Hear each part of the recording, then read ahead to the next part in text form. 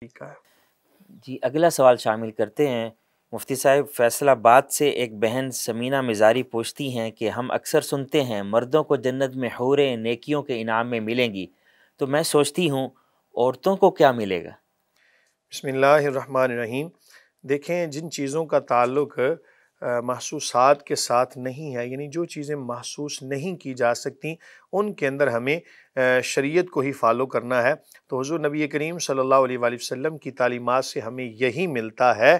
کہ جو خاتون دنیا کے اندر، اور پہلی بات تو یہ ہے کہ کیا یہ دونوں جنت میں جائیں گے یا نہیں۔ پہلی بات تو یہ، اگر دونوں جنت میں، یعنی خاوند بھی اور بیوی بھی دنیا میں ان کا جیسا بھی معاملہ تھا، جنت میں چلے گئے، تو جنت میں جانے کے بعد یہی تعلیمات سے ملتا ہے کہ یہ خاتون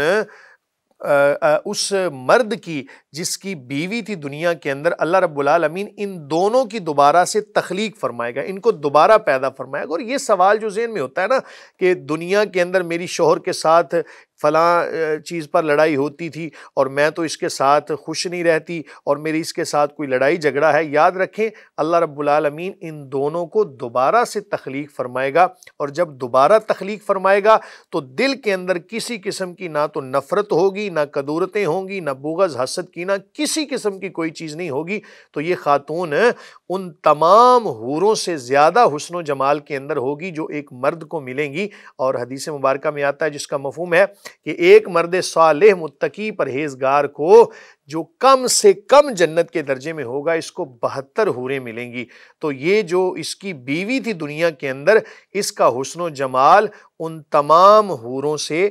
زیادہ ہوگا۔ اب اگر یہ سوال ذہن میں آئے کہ ایک خاتون جس کی متعدد نکاح ہوئے تو یہ کہاں جائے گی، تو یاد رکھیں اللہ رب العالمین اس خاتون کو اختیار عطا فرمائے گا۔ تعلیمات سے یہی ملتا ہے، اختیار عطا فرمائے گا کہ یہ اپنے جس خاوند کے ساتھ رہنا چاہے، جو زیادہ متقی اور پرہیزگار ہوگا، اس کے ساتھ رہ سکے گی، یا پھر اگر بالفرض اللہ نہ کرے کسی کا خاوند دنیا میں نہیں ہے تو پھر بھی اس خاتون کو اختیار دیا جائے گا کہ یہ اس جنت کے اندر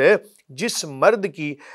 شہداء میں سے، صالحین میں سے جس کی بیوی بننا چاہے، اللہ رب العالمین اس کو ویسا ہی بنا دے گا۔ بہرحال یہ تمام تر چیزیں ہمیں تعلیمات سے ملتی ہیں، اختلاف رائے ہو سکتا ہے، ہم نے اپنی رائے کا اظہار کر دیا، باقی لوگ جو بھی رائے رکھتے ہوں قرآن و سنت کی روشنی کے اندر، بہرحال ادب کے دائرہ کار کے اندر رہ کر اختلاف کا حق ہر کسی کو ہوتا ہے۔